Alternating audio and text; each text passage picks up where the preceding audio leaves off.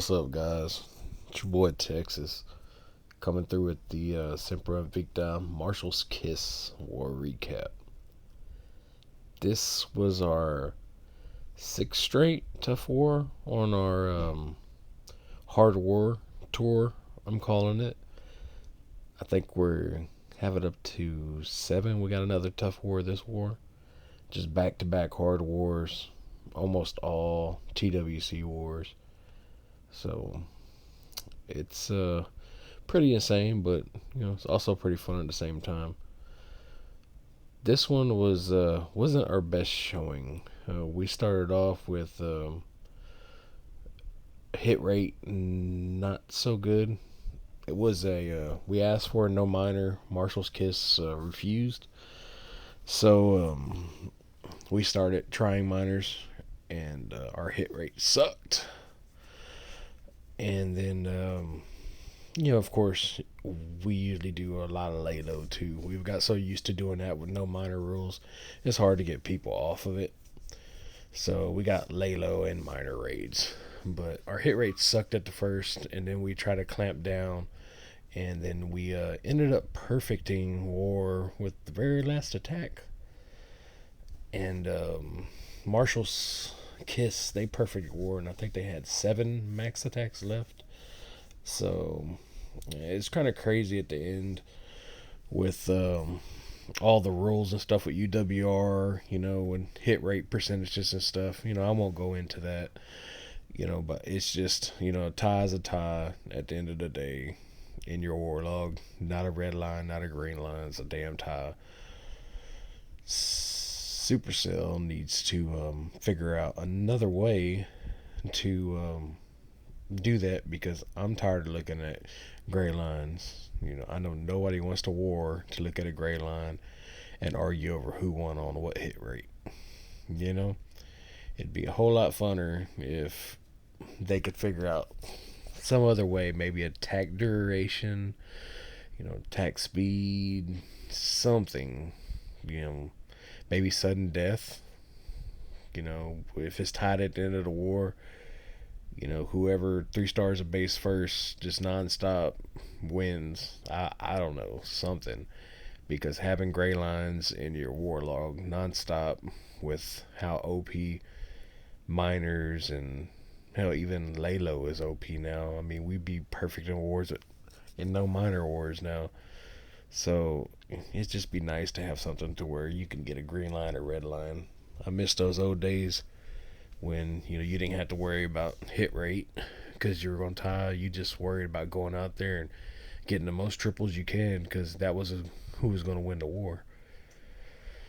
So, but MK today, they were pretty cool this war. I was exchanging on Twitter with one of their co-leaders, Mel. She seemed pretty nice. I didn't have no problems with her. So, but they had some good bases. I didn't really look at a lot of them this war.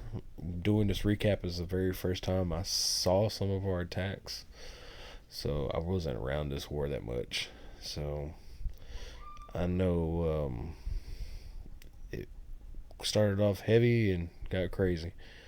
So let's see. He's charging it with the queen charge, and then miners are gonna come in the side. When we use miners, we try to always use a queen, walk with it to kind of half the base, I would say, like how he just did that. He focuses them on the Inferno, so they'll go after that, and then they'll work around and get the other Inferno. That's basically what we have to do. That's the way we like it. We don't like doing mass miners because it's sometimes unreliable. Marshall's Kiss did a lot of mass miners, which I was kind of surprised on because I haven't seen that in a while. But they used, I think, like 40 something miners, and they used a baby drag for the CC kill, because we were running baby drag CCs, which I actually liked that because it actually worked pretty damn good for them. So when I go to my buddies, clan and bullshit and just do crazy attacks, I'm going to try that attack because it was actually, a decent little attack. I never would have thought about throwing a baby dragon in just to kill the CC. So, the good thing about wars like this is, all you can ask for is a tough war, and a good opponent. And they came out swinging. I'll give them that. And it was a really good war. So that's all you can ask for. Let's see. Here, you saw how those miners kind of kicked up because that one building, sometimes those miners they run off for one little stupid building, but you usually can control them. How I used the king and the boulders to kind of funnel them towards the inferno. I think on a raid earlier, I know in a couple of raids I saw. I don't know if I put them in. The very last thing that went down was the inferno. And I know everybody's had that problem where either the Inferno goes down last or the Inferno kills everything because the miners get stuck on the storages. So miners got to mine of their own. Kind of like the Queen and her loot. Queen's a gold digging asshole. If she got a fucking Inferno, a wall, and a gold collector in front of her, or gold storage, 10 times out of 10 she's gonna pick that gold storage and then the wall and then the Inferno because we know how she is. So let's see.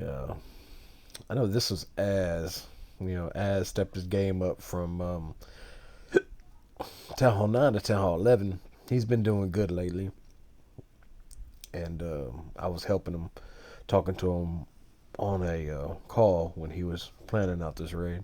So he knew for sure that it was a 3-star. So we gave him a hit. But I mean, it just works out pretty good. He uses the bowlers up there to funnel. The miners kind of go in. Queen banks through the wall. Heal there. Rage was kind of useless, but muscle memory. So, but I mean, the Queen just bangs through there, bangs out the Inferno. I mean, that's just it. Look at all those troops left over right there. I mean, he has two. Barely any bowlers went down. Miners still up. Queen still up, full health with healers. I mean, that's OP raid. Shout out to Az for actually going 1-on-1 on that. So, let's see. Starts off again. Queen walk with a Grand Warden. Like I said, we always have Queen walks with our miners. That's just stable. You don't have the randomness of miners going here and there and getting caught up on storages and killed by the Infernos. Especially with these new meta bases, something can walk around that Inferno so quick. Ever since the boulders came out. Remember back in the Valk days when it was the Infernos right next to the wall, and then bowlers became OP and bowlers were taken out. And the new meta came and you had the moats around the Infernos. It's crazy how the game changes so fast, so easy. And it gets so much harder for some people and so much easier for other people. Like, I personally find the moats around the Infernos hard as hell. And other people find them really easy. It just depends. Personal preference, I guess. Let's just see. Miner's gonna go Baby Dragon clean. I love Baby Dragons. Those are one of my favorite troops. Good old Shoobaloo. His account right here. Again, starting off with the Queen Walk at the bottom. Working our way around. Baby Drags. Clearing shop. Jump. CC. The Eagle can do work on miners too. If that Eagle's still up and it's banging them miners, man, the miners go down quick. So you always want to focus on that Eagle, trying to get that out before you deploy your miners, especially if you're only coming with, 20 or 30 because you're doing the Queen Walk. But I mean, just look at that. Miners down. Queen just basically took out both Infernos with the kill squad, I mean, they ain't really nothing up no more that can actually do damage to the miners because the Wiz Towers are down. Cannons can only shoot them one at a time. Archer Towers going to do the same. I mean, swag, heal spell. That was actually a really good raid. Alright, this is the last raid of the thing. Az is doing the Town Hall 9 recap. I recruited him back again to do his OP music since he never liked my music. He loves his music, so he's back at doing Th11 again recaps. So show him some love. And look, that queen barely, man, she took out the Inferno and almost a queen. I mean, just look at that. What, 1/10 of health? Oh man, that could have killed that raid so much if it wasn't for the MVP pups that got her. All them loons up. Heal spell. Always got to have a heal spell around the Wiz Towers, because if not, those loons will go down so quick. AD just consumed right there. Just OP raid. Put in work.